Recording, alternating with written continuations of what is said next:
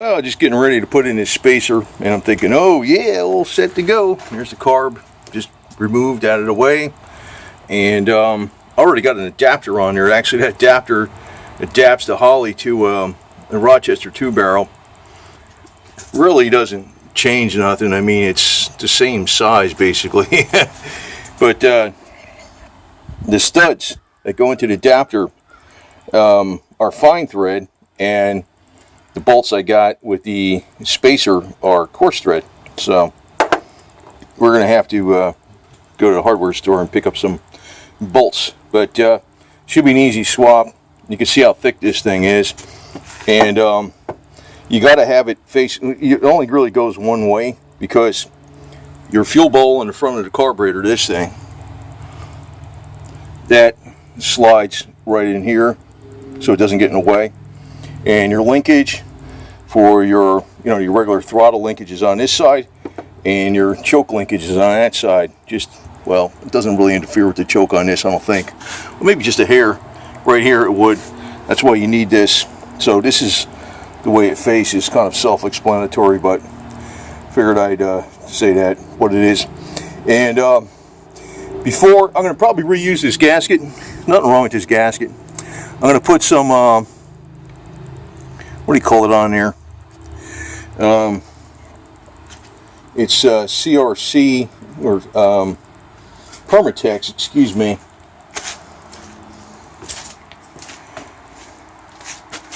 This junk. This stuff works very good for fuel. 99 MA, high-tech spray sealant. Part number 080065. You don't want to use anything else, like RTV doesn't work like gas or nothing. And that's just a little extra insurance to make sure the gasket seal. And I'll keep that extra gasket. I don't want to pull that gasket off of there. It's on there. I think I actually shellacked it onto the carburetor on the one side when I put it on, so, and it came off without damaging anything at all. So it'll get a little coat of that Permatex stuff. But I got to get down to the store and pick up some freaking bolts. So anyway, she's in there, and actually it's installing a spacer is a little more involved than you think sometimes. You also have to watch for hood clearance.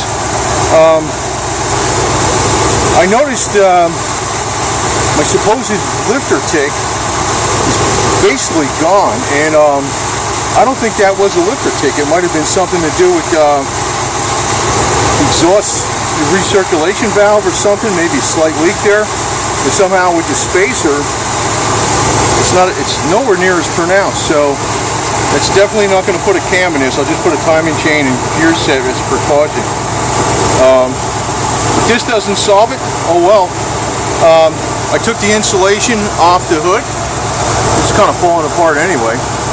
And I figured that would leave a lot more room for gas to, heat to escape through the hood without that insulation. That should help too.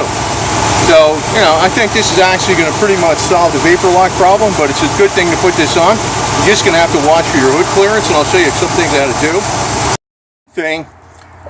The bolts that came with the, the spacer kit, the studs, you meant to say, were coarse thread. And I actually have an adapter, I think I mentioned this on the other part of the video, that it adapts the Rochester 2-barrel to the 500 CFM Holley, right, or Demon, Barry Grant. And that adapter took fine threads. So I had to get some fine thread bolts, and I wound up just using bolts instead of studs. The other thing is the bracket for the ignition, for the linkage. You notice I had to make something here, and it's a very strong, thick bracket. It's not going nowhere, man. It's like the Rock of Gibraltar, man. I didn't want to take this bracket out and remove it or anything. I want to leave the stock bracket there unmodified, because in the back here, see that circle? That is where the engine, you hoist the engine out. So leave it alone. And if it goes back, don't want to mess with a stock bracket. So I just put a giant bolt through it with a giant lock washer in the back. See that giant thick washer? It's torqued down really hard. I mean, it's only a throttle linkage. It's freaking not going nowhere. And I made, I cut this out with the notch in a square the square for this to fit through. There's like it fits through a square, and then this, you know, once it slides, you slide this down, you can push this goes over, and that snaps into place, and then it's held in there, right? It's a stock linkage, because I don't want to mess with nothing on the carburetor here. Now, the other thing was the hood clearance. You know, I noticed this didn't have a lot of hood clearance as it is, and actually, if you look, that's pretty close to even with the gasket back there, right? You know, where the hood closes on. And what I did before I slammed the hood to make sure it checked, I put like a double layer of cardboard underneath it, and this stud was up to about there, and the double layer of cardboard, when I slammed the hood, it punched through the first layer of cardboard. So I thought it was going to clear except for the stud, so I chopped that down a 1/2 inch, and you know, it still would have cleared because it didn't touch the second layer of cardboard, but it would have probably only left about, if I didn't chop this stud down a 1/2 inch, that would have only been maybe an 1/8 inch away from the top of the hood or something, right? Or maybe 1/4 inch. So it's got enough room now. But when I get an aftermarket K&N air filter for this, I was going to get one a little higher, a little thicker, but now obviously I'm not going to because you know, it just can't. I mean, I really can't go much higher than this. Maybe a 1/4 inch. I wouldn't even do that. I would get a filter exactly the same height as this, or maybe a little less height, maybe a 1/4 inch less height of a K&N. As a matter of fact, I'm probably going to order one of those right now. But all in all, this spacer is a good thing to get in there, and there's different size spacers. This is an extra thick one. If this doesn't work to solve all the vapor lock problems, excuse me, as far as I'm concerned, I'm done. Excuse me, man. I'm breathing fumes here. Anyway, but no, not really, just talking. And so what I did overall was I put a 3/4 inch heater hose line on the fuel line that was behind this alternator bracket that ran along the engine block behind here, that went up along the water pump. So that helped a little bit, okay? That helped a little bit. You see, there it is. It goes all back in there, right? Then way down there on the bottom, the old racer's trick from the 40s and 50s like they used to use on the flathead Fords, I put the clothespins on the fuel line by the fuel pump. Now the fuel pump is actually probably where the fuel is mainly boiling from, but what are you going to do? Then I put I insulated this heater hose line here with another piece over it, so you know it can't get as much heat into the fuel line right here. Then I put a fuel pressure regulator on it, and I set it to 5 pounds. Then I put the spacer. Well, you know, and you know the problem is really it's the fuel that the ethanol gas, the E10 gas, has a much lower boiling point, and they could manufacture it with a much higher boiling point, but they don't want to accommodate any old cars, you know what I mean? They just want you to buy all new junk, or have the old quality. But the other thing is I also had to make sure, besides the throttle linkage, I had to redo the choke linkage, because manual choke. But it's probably going to run a lot better, and it does run very well, but keeping the fuel cool in the carburetor, even though I thought it ran really good, it's probably going to run better. So, you know, it might not even have any vapor lock problems now, especially with the hood insulation off. It basically, those clothespins down there, that really did make a big difference.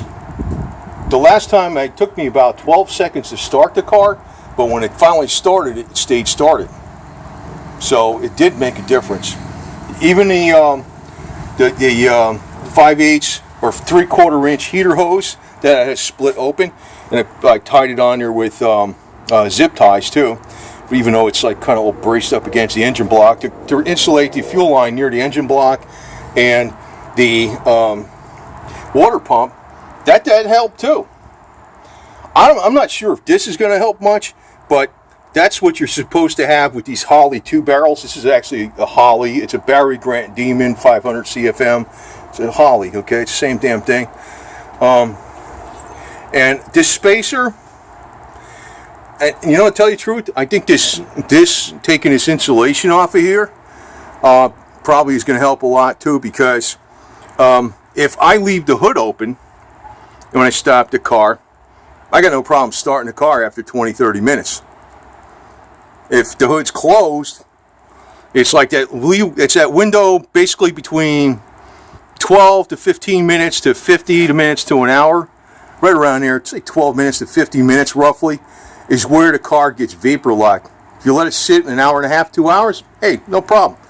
5-10 minutes, starts right up for more. It's that when the underhood temperature raises a lot, that's when the problem is. And it is not really because this car was made back when the fuel was different, you know, and a lot of it is probably coming off that mechanical fuel pump, because, and I think the clothespins help, you know, maybe there's some kind of heat sink I can put around that, but I don't think this is going to be that much of an issue anymore. And the other side of it is too, I think if I'm in traffic, the one part I don't really mind too much if I stop somewhere and it's a bitch to start. If I'm in traffic, stop and go traffic, I know that's why I turn the idle up. The engine will start getting loaded up because of fuel percolation or something, so I keep the idle up to keep from stalling.